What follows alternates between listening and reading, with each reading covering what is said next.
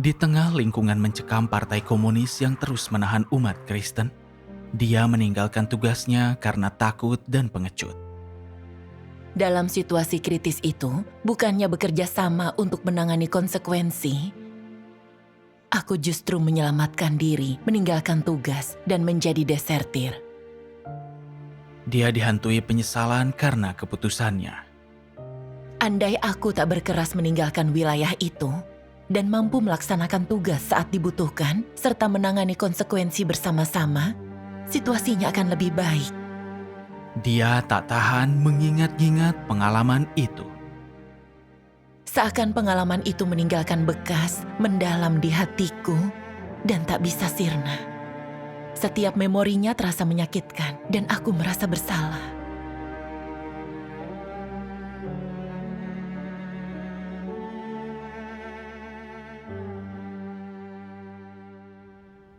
Agustus 2015, aku dan keluargaku pindah ke Xinjiang. Aku dengar Partai Komunis melakukan pengawasan dan pengendalian ketat dengan mengklaim untuk memerangi kerusuhan suku Uighur, lingkungannya berbahaya. Setelah tiba di Xinjiang, suasananya lebih menegangkan dari perkiraanku. Ada polisi di mana-mana. Saat pergi ke supermarket, kami harus melalui pemeriksaan seluruh tubuh.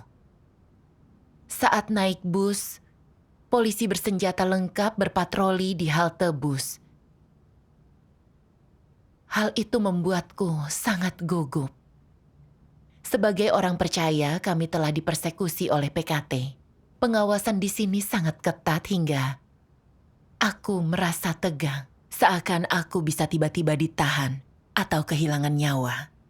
Bulan Oktober, ku dengar 2 saudari ditahan dan dihukum 10 tahun karena mengirim buku firman Tuhan. 10 tahun? Iya, aku pun terkejut saat mendengarnya. Mereka bukan pemimpin, tapi dihukum 10 tahun hanya karena hal tersebut. Aku memimpin pekerjaan gereja. Kalau tertangkap, aku pasti dihukum 10 tahun lebih. Saat itu, bayangan saudara-saudari yang disiksa dalam penjara memenuhi pikiranku. Aku merasa takut. Aku khawatir akan ditahan, lalu disiksa hingga aku menyesal terlahir ke dunia. Aku makin takut dan tak berani memikirkannya.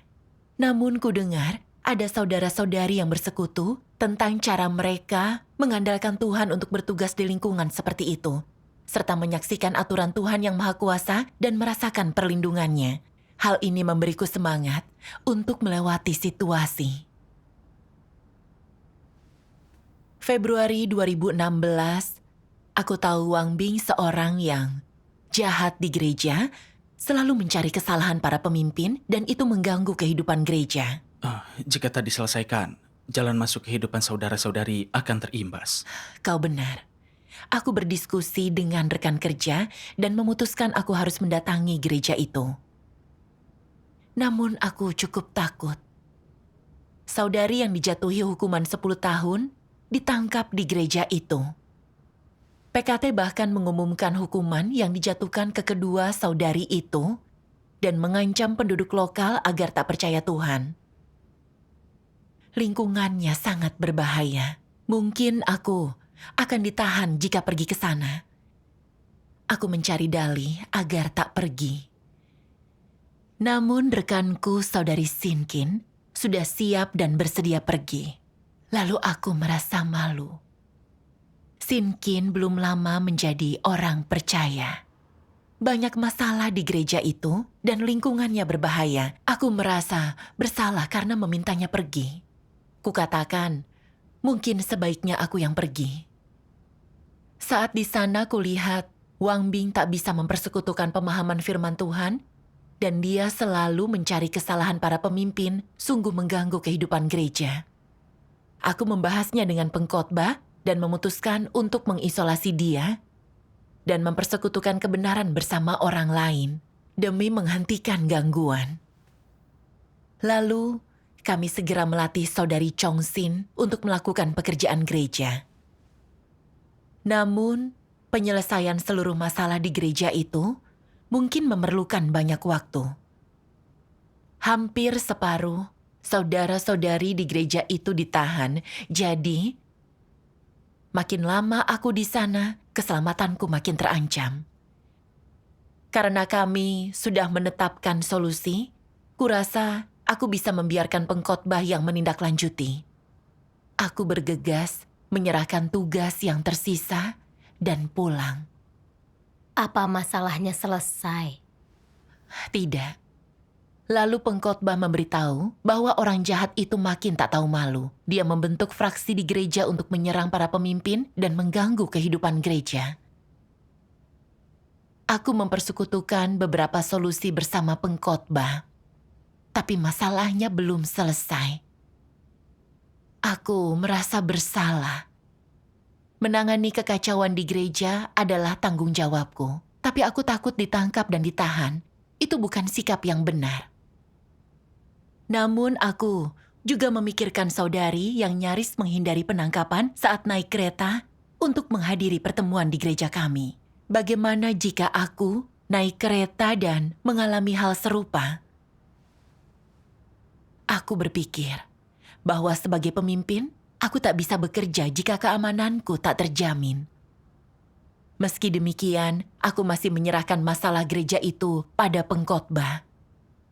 Tapi karena kemampuannya terbatas, masalah di gereja itu tetap tak terselesaikan. Tak disangka pada September 2016, aku menerima surat yang menyatakan 4 orang dari gereja itu ditahan karena mengirimkan buku firman Tuhan. Salah satunya, Chong Sin dihajar secara brutal. Beberapa hari kemudian, ada surat lain yang menyatakan bahwa polisi menghajarnya hingga tewas. Kabar itu bagai petir di siang bolong. Aku tak bisa menerimanya. Aku tahu metode penyiksaan PKT sangat tak kenal ampun, tapi tak bisa kubayangkan orang dihajar hingga tewas hanya dalam beberapa hari. Itu sangat mengerikan. Aku merasa udara di sekitarku membeku dan air mataku pun mengalir. Aku makin marah saat mengingatnya dan terus bertanya penyebabnya. Aku sudah tahu orang jahat sedang mengganggu gereja itu dan anggotanya tak dapat menjalani kehidupan gereja. Aku ini pemimpin gereja, tapi aku gagal menyelesaikan masalah karena takut ditahan. Andai aku lebih bertanggung jawab dan menyelesaikan masalah serta mengingatkan saudara-saudari untuk lebih hati-hati, mungkin Chong Sin tak akan tewas dihajar polisi. Kematiannya membuatku diliputi perasaan bersalah yang mendalam, dan aku ketakutan. Aku merasa itu lingkungan yang kejam dan membuatku kesulitan untuk bernapas. Namun aku tahu, di tengah situasi kritis itu, aku tak boleh lari. Jadi, aku bergegas membantu pengkhotbah untuk menangani konsekuensinya. Namun kendala di gereja itu masih belum selesai dan aku mendapat kabar. Saudari yang baru saja bekerja denganku juga ditahan. Dan polisi mengetahui tentang pemimpin utama dan pekerja di gereja. Aku sering menghubungi saudara-saudari tersebut. Jadi jika polisi memeriksa CCTV, aku khawatir akan ditahan sewaktu-waktu. Jika ditangkap dan dipenjara, aku belum tentu bisa keluar dengan selamat. Nasibku bisa seperti Chong Sin yang dihajar hingga tewas oleh polisi. Aku semakin takut dan enggan meneruskan tugasku. Aku bahkan tak ingin tinggal lebih lama. Karena aku tak pernah membahas keadaan itu dan gagal menyelesaikan masalah orang jahat yang mengganggu gereja selama beberapa bulan, akhirnya aku diberhentikan. Lalu kulakukan pekerjaan berbasis teks di gereja, tapi aku tetap merasa terancam. Aku khawatir tiba-tiba akan ditahan, ingin bertugas di kota lahirku. Saudara-saudari bersekutu denganku, berharap agar di situasi kritis ini, aku tetap membantu mereka menangani konsekuensinya. Namun pikiranku dipenuhi ketakutan. Dan aku tak peduli dengan permintaan mereka. Jadi, aku meninggalkan tempat itu. April 2017, karena perilakuku gereja menghentikan kehadiranku di pertemuan dan menyuruhku memisahkan diri dan merenung di rumah. Air mataku tak terbendung saat mendengar kabar itu. Tapi karena ku tinggalkan tugasku dan menjadi desertir di situasi kritis, memisahkan diri dan merenung itu wujud keadilan Tuhan, aku bersedia tunduk. Ku baca firman Tuhan ini pada saat teduhku.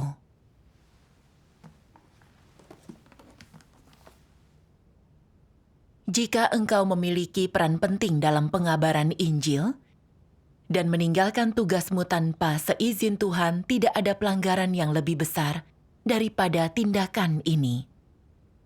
Bukankah ini bisa dianggap mengkhianati Tuhan? Jadi menurutmu, bagaimana Tuhan harus perlakukan para desertir?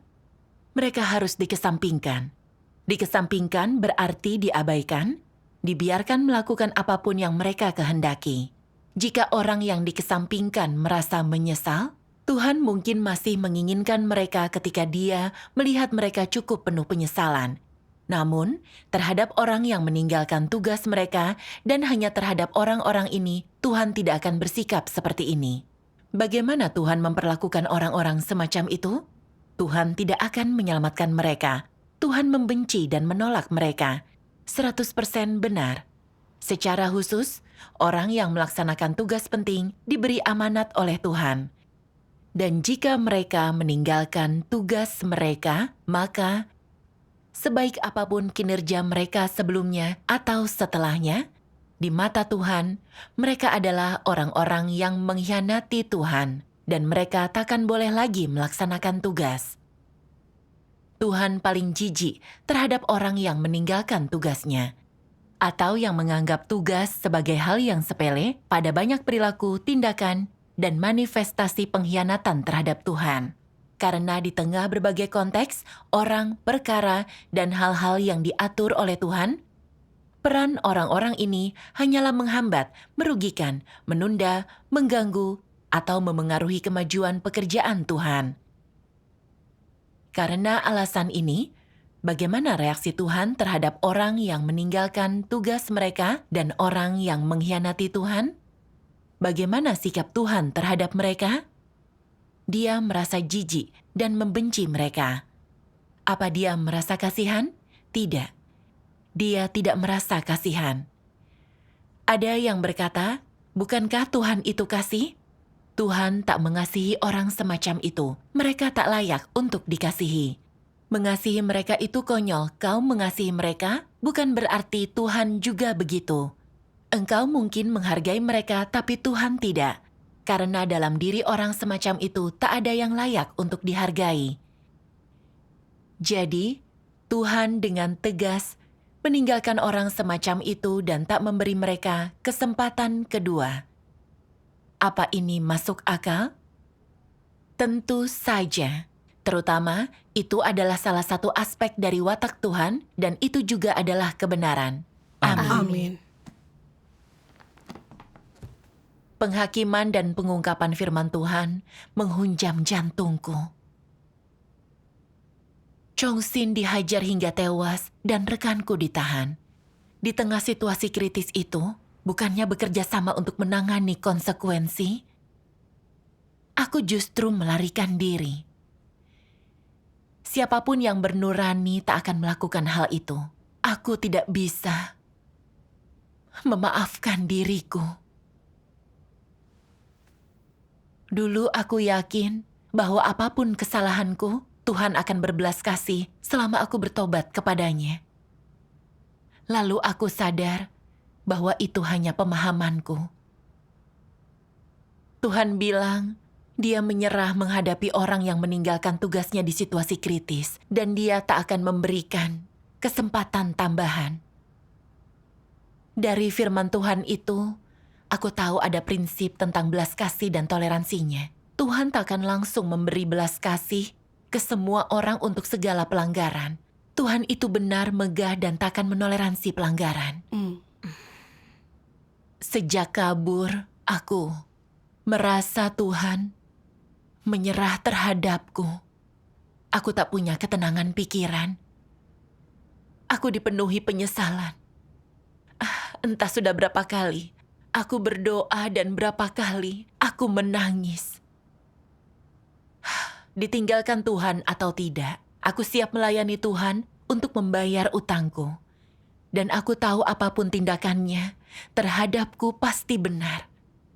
Aku tak akan mengeluh meski dia mengirimku ke neraka, karena tindakanku sangat melanggar dan menyakiti Tuhan.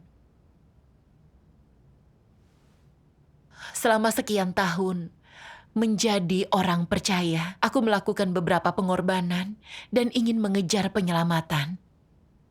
Tapi tak kusangka, saat berhadapan dengan persekusi dari PKT, aku serakah akan hidup, meninggalkan tugasku, mengkhianati Tuhan dan melakukan pelanggaran. Saat memikirkannya, aku sangat menderita dan putus asa. Aku terus menangis. Aku dipenuhi rasa bersalah dan menyesal. Andai aku tak berkeras meninggalkan wilayah itu dan mampu melaksanakan tugas saat dibutuhkan, serta menangani konsekuensi bersama orang lain, situasinya pasti lebih baik. Aku pun tak akan hidup dalam derita dan keputusasaan. Itu bukan situasi yang kuharapkan. Namun saat itu, semua sudah terlambat. Nasi telah menjadi bubur, aku membenci diriku yang ingin menyelamatkan diri egoistis dan keji. Orang sepertiku tak pantas menerima toleransi dan belas kasih Tuhan. Karena gereja belum mengusirku, aku merasa perlu melakukan pelayanan sebaik mungkin untuk tebus pelanggaranku. Lalu saat bertugas, aku bersedia pergi ke tempat yang telah direncanakan pemimpin. Jika diminta memberi bantuan pada gereja yang terlibat bahaya, aku pergi. Lalu menerima hasilnya setelah beberapa saat. Namun aku tak mau mengungkit masalah itu. Aku ingin membentengi diri, aku ingin melupakannya. Namun aku tak bisa.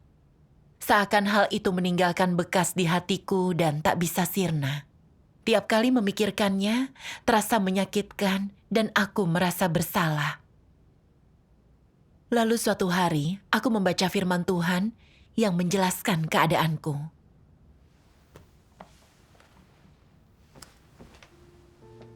Tuhan yang Maha Kuasa berfirman, demi keselamatan mereka sendiri dan menghindari penangkapan, demi terhindar dari semua penindasan dan menempatkan diri mereka di lingkungan yang aman, Antikristus seringkali memohon dan berdoa bagi keselamatan mereka sendiri. Hanya dalam hal keselamatan mereka sendirilah mereka benar-benar mengandalkan dan mempersembahkan diri mereka kepada Tuhan. Iman mereka nyata dan pengandalan mereka kepada Tuhan nyata hanya dalam hal ini. Mereka mau bersusah payah berdoa hanya untuk memohon agar Tuhan melindungi keselamatan mereka tanpa sedikit pun memikirkan pekerjaan gereja ataupun tugas mereka. Dalam pekerjaan mereka, keselamatan pribadi adalah prinsip yang menuntun mereka. Di tempat manapun yang mana, disitulah mereka akan melaksanakan pekerjaan dan disitulah mereka akan benar-benar proaktif dan positif dalam pekerjaan mereka, memamerkan rasa tanggung jawab dan kesetiaan mereka yang besar.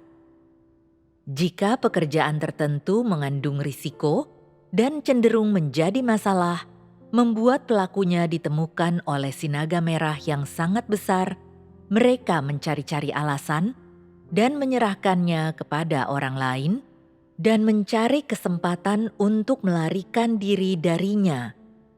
Begitu ada bahaya atau begitu ada tanda bahaya, mereka memikirkan cara untuk melepaskan diri dan meninggalkan tugas mereka tanpa memedulikan saudara-saudari. Mereka hanya memikirkan cara menyelamatkan diri mereka sendiri dari bahaya. Pada dasarnya, mereka mungkin sudah bersiap-siap, Begitu bahaya muncul, mereka segera menghentikan pekerjaan yang sedang mereka lakukan tanpa peduli bagaimana pekerjaan gereja akan berjalan atau kerugian apa yang mungkin ditimbulkan hal itu terhadap kepentingan rumah Tuhan atau keselamatan saudara-saudari. Yang penting bagi mereka adalah melarikan diri. Mereka bahkan memiliki kartu as tersembunyi, sebuah rencana untuk melindungi diri mereka sendiri. Begitu bahaya menimpa mereka atau mereka ditangkap, mereka mengatakan semua yang mereka ketahui, membersihkan diri dan membebaskan diri dari semua tanggung jawab demi melindungi keselamatan mereka sendiri. Inilah rencana yang mereka persiapkan. Orang-orang ini tidak mau mengalami penganiayaan karena percaya kepada Tuhan. Mereka takut ditangkap, disiksa, dan dihukum. Sebenarnya, mereka telah lama menyerah kepada iblis. Mereka takut akan kekuasaan rezim iblis dan lebih takut lagi akan hal-hal seperti penyiksaan dan interogasi keras terhadap mereka. Oleh karena itu, bagi antikristus, jika semuanya lancar dan sama sekali tidak ada ancaman terhadap keselamatan mereka, atau tidak ada masalah dengan keselamatan mereka, dan tidak ada bahaya yang mungkin terjadi, mereka dapat menawarkan semangat dan kesetiaan mereka, dan bahkan aset mereka. Namun, jika keadaannya buruk dan mereka dapat ditangkap kapan saja karena percaya kepada Tuhan dan karena melaksanakan tugas mereka, dan jika kepercayaan mereka kepada Tuhan dapat membuat mereka dipecat dari kedudukan resmi mereka atau ditinggalkan oleh orang-orang terdekat mereka, maka mereka akan sangat berhati-hati tidak memberitakan Injil dan bersaksi tentang Tuhan ataupun melaksanakan tugas mereka. Ketika ada sedikit tanda masalah, mereka menjadi ciut. Ketika ada sedikit tanda-tanda masalah, mereka ingin segera mengembalikan ke gereja buku-buku firman Tuhan dan segala sesuatu yang berhubungan dengan kepercayaan kepada Tuhan demi menjaga diri mereka aman dan tidak terluka. Bukankah orang seperti itu berbahaya? Jika tertangkap, bukankah mereka akan menjadi Yudas? Antikristus sangat berbahaya karena mereka bisa menjadi Yudas kapan saja. Selalu ada kemungkinan mereka akan berpaling dari Tuhan. Selain itu, mereka egois dan sangat kejam. Ini ditentukan oleh natur dan esensi dari antikristus itu sendiri. Para antikristus sangat egois dan kejam. Mereka tidak memiliki iman yang sejati kepada Tuhan, apalagi pengabdian kepada Tuhan. Ketika mereka menghadapi masalah, mereka hanya melindungi dan menjaga keselamatan diri mereka sendiri. Bagi mereka, tidak ada yang lebih penting daripada kelangsungan hidup dan keselamatan mereka sendiri. Mereka tidak peduli seberapa banyak rumah Tuhan dirugikan. Asalkan mereka masih hidup dan tidak ditangkap, itulah yang terpenting. Orang-orang ini sangat egois. Mereka sama sekali tidak memikirkan saudara-saudari ataupun pekerjaan gereja. Mereka hanya memikirkan keselamatan diri mereka sendiri. Mereka adalah para antikristus. Amin. Amin. Penghakiman dan pengungkapan firman Tuhan mengena di hatiku. Aku tak bisa sembunyi, tak bisa lari. Akulah orang yang hanya ingin melindungi diri saat menghadapi bahaya, tanpa mempertimbangkan pekerjaan gereja atau nyawa saudara-saudari. Aku egoistis dan hina. Saat pertama kali sampai di Xinjiang, kulihat lingkungan yang buruk. Aku terancam ditahan atau kehilangan nyawa. Kusesali keputusanku bertugas di sana. Saat tahu ada orang jahat yang mengganggu gereja dan perlu ditangani, Aku berdalih agar tak pergi karena takut ditahan dan disiksa. Dengan enggan aku pergi, tapi karena mengutamakan keselamatan diri, aku pergi lebih awal sebelum masalah terselesaikan. Aku sadar bahwa ada masalah serius di gereja itu dan aku harus menanganinya. Tapi aku ingin menyelamatkan diri, kumanfaatkan posisiku untuk memerintah bukannya bekerja. Dan bahkan mendorong orang lain untuk menanganinya, sementara aku bersembunyi melakukan tindakan tercela yang membuat masalah gereja itu tak kunjung selesai. Aku bahkan membuat dalih yang terdengar masuk akal bahwa sebagai pemimpin, aku harus melindungi keselamatan diri agar bisa bekerja. Tapi faktanya, aku hanya mencari dalih untuk kabur saat ada bahaya. Saat Chong Sin ditahan dan dihajar hingga tewas, aku masih mengutamakan keselamatanku. Khawatir akan ditahan atau disiksa hingga tewas, aku bahkan mau mencari celah untuk meninggalkan tugasku dan pergi dari tempat berbahaya itu.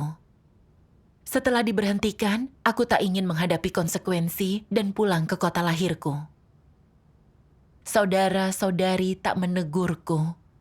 Tapi di dalam hati aku merasakan pengabaian, rasa jijik dan penghukuman Tuhan terhadapku. Hal yang paling kusesali adalah gereja menjadikanku pemimpin dan mempercayakan saudara-saudari kepadaku. Tapi dalam situasi sulit aku kabur tanpa pedulikan nyawa orang lain, tanpa pikirkan pekerjaan gereja yang mungkin terhalang.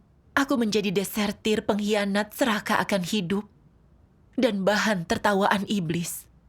Selain itu, kejadian tersebut selamanya menjadi luka di hatiku. Melalui fakta ini, aku menyadari bahwa aku pengecut dan menjalani hidup dengan egoistis tanpa kemanusiaan. Firman Tuhan memberikan jawaban, mengungkapkan motif tercela yang tersembunyi di dalam hatiku. Aku tak bisa terus lari dari kenyataan. Saat itu, aku merasa sangat berdosa, mengkhianati Tuhan hingga tak pantas menerima penyelamatannya. Aku juga ingat bahwa Tuhan berinkarnasi 2 kali untuk menyelamatkan umat manusia dan Tuhan menyerahkan segalanya. 2000 tahun lalu, Tuhan Yesus disalib sebagai penembusan umat manusia, menyerahkan darahnya hingga tetes terakhir. Kini di akhir zaman, Tuhan berinkarnasi lagi untuk menyelamatkan manusia yang rusak, mengorbankan hidupnya untuk bekerja di sarang naga merah yang sangat besar, dan terus dipersekusi oleh PKT. Namun Tuhan tak pernah menyerah menyelamatkan manusia. Dia terus tunjukkan kebenaran untuk sirami dan bekali kita. Tuhan menyerahkan segalanya untuk manusia. Kasih-Nya untuk kita nyata tanpa pamrih. Namun, aku egoistis dan rendahan. Saat bertugas aku hanya melindungi diri, mengabaikan pekerjaan. Aku berutang ke Tuhan dan tak berhak hidup di hadapan-Nya. Aku hanya ingin melakukan pelayanan untuk Tuhan agar bisa sedikit meringankan dosaku. Desember 2021, aku dipilih lagi menjadi pemimpin gereja. Namun karena terpikir pernah hianati Tuhan, aku bercerita ke seorang pemimpin tentang pengalamanku menjadi desertir. Dia berkata, "Sudah lama berlalu, tapi kau masih terjebak di kenegatifan dan kesalahpahaman ini. Kau akan sulit mendapatkan pekerjaan Roh Kudus." Itu benar. Saat gagal, jangan langsung terbenam dalam kenegatifan dan kesalahpahaman. Itu hanya akan menjauhkan kita dari Tuhan. Mencari kebenaran untuk memahami kehendak Tuhan itu penting. Benar. Aku juga berpikir, ini sudah lama berlalu. Kenapa aku masih bersedih? Karena pelanggaran dan kesalahpahamanku ke Tuhan. Bagaimana cara keluar dari keadaan itu? Lalu, aku berusaha untuk berdoa dan mencari. Kubaca firman Tuhan ini.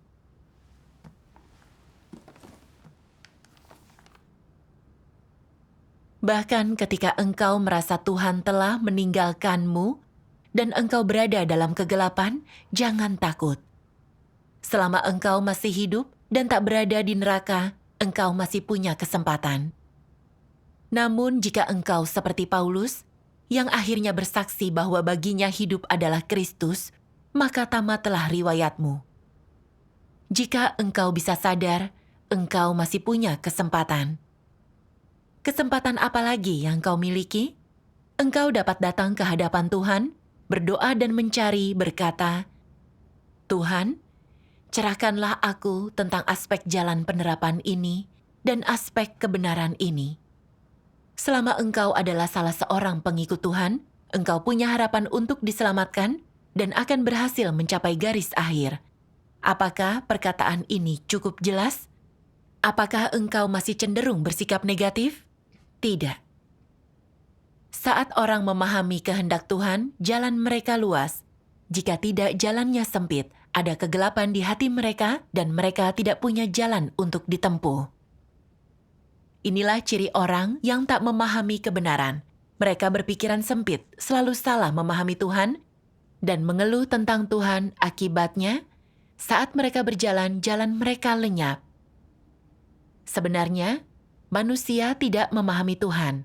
Jika Tuhan memperlakukan manusia seperti yang mereka bayangkan, ras manusia sudah lama musnah. Aku tak ingin melihat siapapun merasa Tuhan telah meninggalkan mereka dalam kedinginan, meninggalkan mereka, atau berpaling dari mereka. Satu-satunya yang ingin kulihat adalah bahwa semua orang sedang berada di jalan di mana mereka mengejar kebenaran dan berusaha untuk memahami Tuhan dengan berani bergerak maju dengan tekad tak tergoyahkan, tanpa beban ataupun keraguan.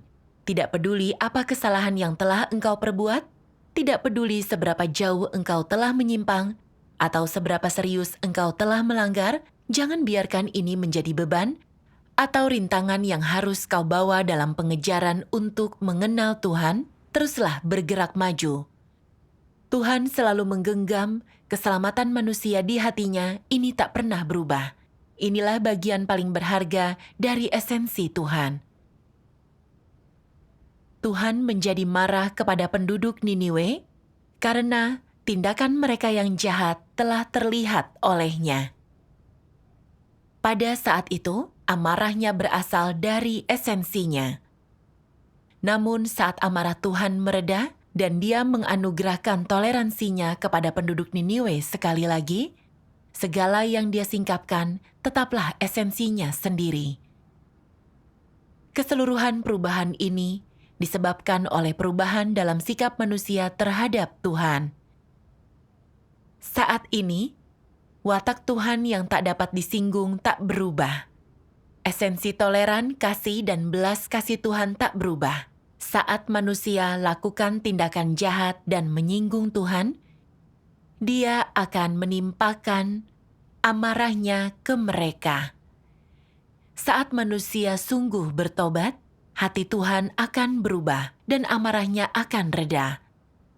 Saat manusia terus menentang Tuhan dengan keras kepala, amarahnya tidak akan reda dan murkanya akan terus menekan mereka sedikit demi sedikit sampai mereka hancur. Inilah esensi dari watak Tuhan. Terlepas dari apakah Tuhan mengungkapkan murka atau belas kasih dan kasih setia, tingkah laku, perilaku, dan sikap manusia terhadap Tuhan di lubuk hatinya lah yang menentukan penyingkapan watak Tuhan. Amin. Amin. Syukur kepada Tuhan, firman Tuhan ini membuatku tersentuh. Melakukan kesalahan atau pelanggaran dalam tugas bukan hal yang menakutkan. Selama manusia masih bisa berubah, Tuhan akan berbelas kasih dan selamatkan mereka. Benar. Aku sangat tersentuh dan merasa bersalah saat membaca firman itu. Aku sadar telah lama salah paham terhadap Tuhan. Kehendak Tuhan adalah menyelamatkan manusia sebaik mungkin. Dia tak akan meninggalkan seseorang karena pelanggaran sesaat. Tapi Dia memberinya banyak kesempatan untuk bertaubat. Sama seperti orang-orang Niniwe, Tuhan hanya bilang Dia akan menghancurkan mereka karena berbuat jahat, menentangnya, dan menyinggungnya. Namun sebelum menghancurkan Niniwe, dia menyuruh Yunus menyebarkan firman Tuhan, memberikan kesempatan terakhir untuk bertobat. Saat mereka bertobat dengan tulus, Tuhan membatalkan kemurkaannya dan mengubahnya menjadi belas kasih, memaafkan perbuatan jahat mereka. Bisa kulihat kasih dan belas kasih Tuhan dari hal ini. Kemurkaan Tuhan yang mendalam dan belas kasih-Nya dijadikan prinsip dan berubah berdasarkan sikap manusia terhadap Tuhan. Iya benar. Meski firman Tuhan tentang penghakiman dan pengungkapan itu kejam, bahkan mengutuk dan memberatkan, itu hanya konfrontasi dalam perkataan, bukan kejadian sungguhan. Kehendak Tuhan itu supaya aku memahami wataknya yang benar, menghormati dan bertobat kepadanya. Jadi dalam situasi apapun aku dapat berdedikasi melaksanakan tugas. Tepat Benar. sekali. Saat itu aku sadar, aku terlalu keras kepala dan memberontak. Bertahun-tahun, aku salah paham terhadap Tuhan, membatasi diriku dengan gagasan, menjebak diriku di jalan buntu. Namun, Tuhan tak meninggalkan penyelamatanku. Aku salah paham dengan kehendaknya untuk menyelamatkanku. Aku mengingat firman Tuhan. Belas kasih dan toleransi Tuhan tidaklah langka. Pertobatan sejati manusialah yang langka. Amin. Amin. Itu benar. Meski Tuhan punya penghakiman dan pengungkapan terhadap kita dan Dia mengutuk kita, Dia penuh kasih dan belas kasih. Jika kita tak paham watak benarnya, kita cenderung salah paham. Aku menyesal setelah memahami keinginan Tuhan untuk menyelamatkan manusia. Aku tak ingin lari dari pelanggaran masa laluku atau terus salah paham terhadap Tuhan. Aku siap untuk bertobat. Ingin kugunakan pengalaman ini sebagai peringatan bagiku. Selama ini aku egoistis dan serakah. Saat menghadapi masalah, kuabaikan pekerjaan gereja. Kelemahanku adalah rasa takutku terhadap kematian. Harus kucari kebenaran untuk mengatasinya. Amin. Lalu, kubaca firman Tuhan ini.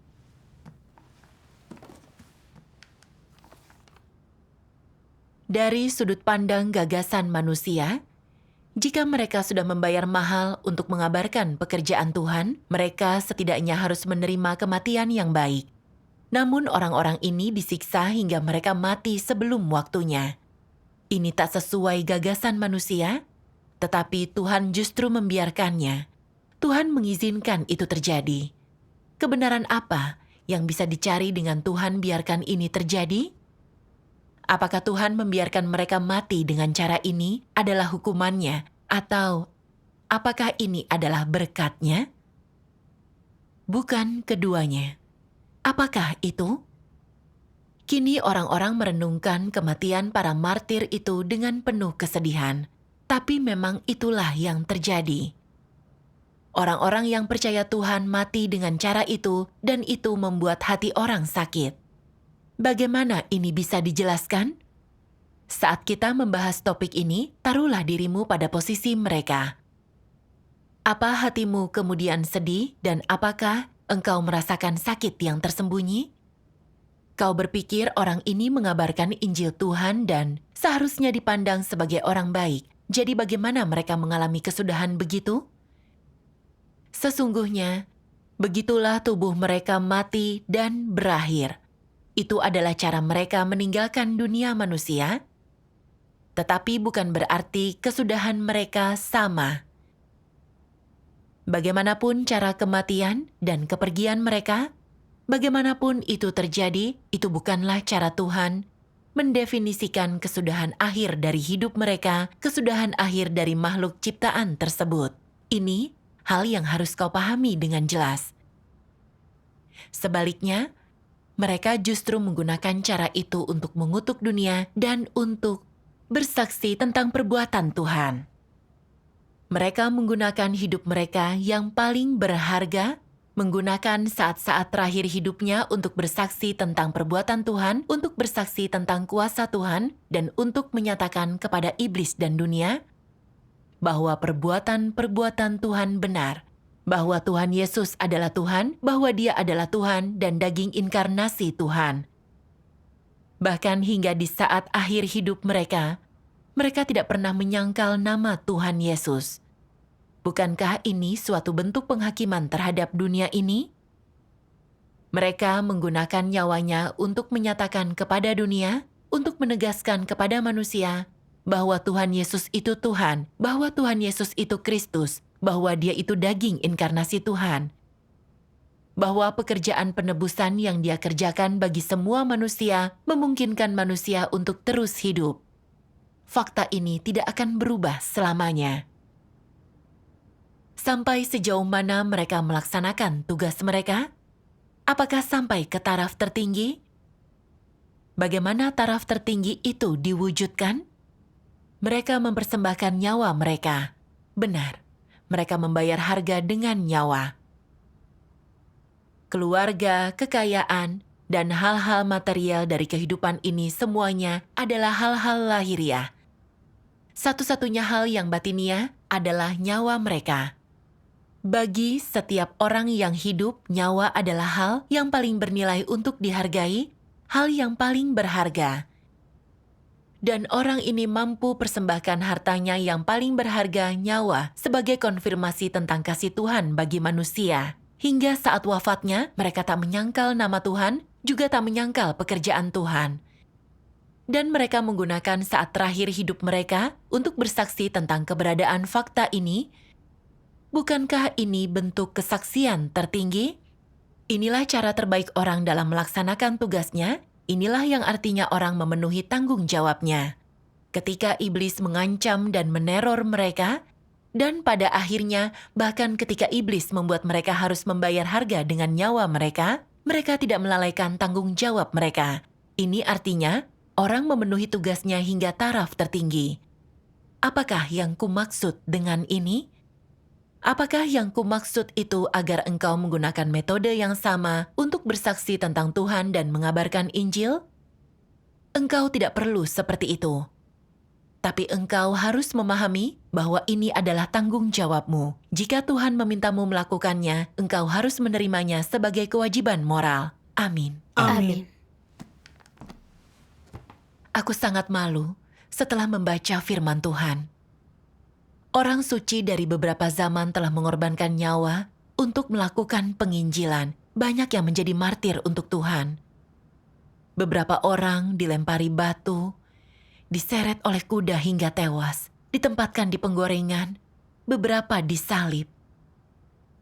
Banyak misionaris tahu bahwa nyawa mereka terancam dengan datang ke Tiongkok, tapi mereka mengambil risiko demi melakukan penginjilan.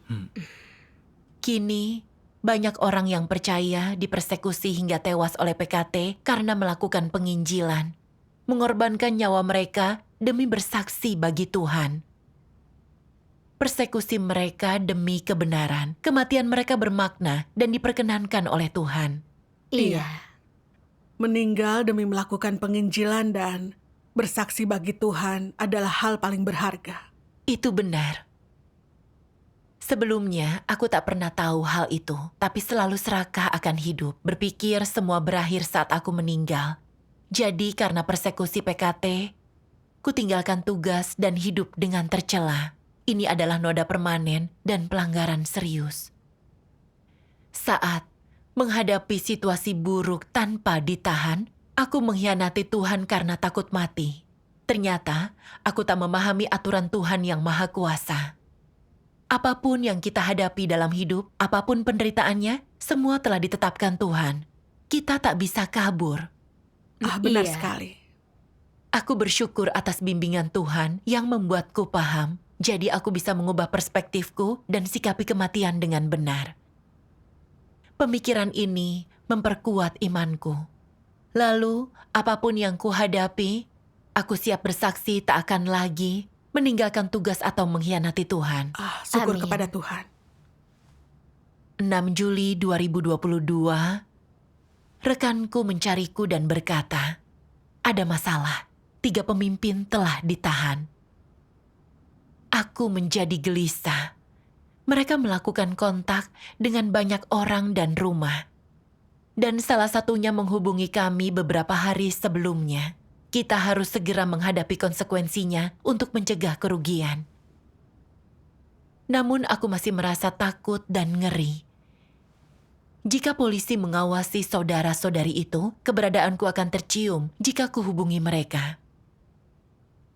Namun kuingat pengalaman yang kudapat saat menjadi desertir. Aku mengkhianati Tuhan dan menyinggung wataknya. Itu sakit yang tak akan pernah kulupakan. Aku tak mau mengulangi kesalahan. Jadi, aku terus berdoa kepada Tuhan. Tuhan, aku merasa takut menghadapi situasi hari ini. Tapi kali ini, aku ingin tetap bertugas dan tak lari. Tolong beri aku iman dan kekuatan. Kuhubungi saudara-saudari agar mereka berjaga-jaga dan memindahkan buku firman Tuhan ke tempat aman. Lalu aku sadar bahwa rumahku pun tidak aman. Jadi, aku ingin memberitahu ibu mertuaku dan memintanya menyewa kamar hari itu. Tepat saat aku sampai, kulihat 2 pria muda berpakaian hitam. Aku tak berani masuk dan pergi untuk memantau keadaan. Ternyata ibu mertuaku ditahan dan pria berpakaian hitam itu adalah polisi. Lalu aku dapat informasi bahwa seorang saudari yang menyuruh saudara-saudari untuk pindah masih belum kembali dan kemungkinan ditahan juga. Hal itu menuntutku untuk berpikir cepat. Aku bergegas menangani pekerjaan bersama saudari lain. Ternyata itu adalah operasi penangkapan yang dikoordinasi oleh PKT dan 27 orang telah ditahan sejak tanggal 5 malam hingga tanggal 6 siang. Saat menghadapi situasi buruk itu, aku tahu ini kesempatan dari Tuhan agar aku mengambil pilihan lain. Sebelumnya aku mengkhianati Tuhan. Kali ini, aku tak boleh mengecewakan Tuhan lagi. Tapi aku harus bersandar pada Tuhan untuk menangani konsekuensi dan bertugas. Aku merasa lebih tenang dan damai saat memikirkannya begitu. Itu pengalaman berharga. Mampu mencari kebenaran dan mendapatkan pelajaran saat gagal, membuat penderitaannya sepadan. Itu benar. Saat membahas pelanggaranku lagi, aku mampu menghadapi dan mengakui bahwa aku serakah, egoistis, dan tercela. Tapi aku tak ingin menjadi orang seperti itu lagi. Aku ingin pelanggaranku waktu itu menjadi pengingat, agar aku tak mengulangi kesalahan yang sama. Kegagalan itu membuatku membenci watak rusak dalam diriku dan membuatku tak ingin hidup egoistis. Kini saat melihat saudara-saudari dalam keadaan yang sama, aku menawarkan persekutuan agar mereka dapat memahami watak Tuhan yang benar dan menjadikannya sebagai peringatan. Pelanggaran itu membekas di hatiku dan sangat menyakitkan, tapi itu menjadi pengalaman berharga di hidupku. Syukur kepada Tuhan. Syukur kepada Tuhan. Pengalaman ini sangat bagus.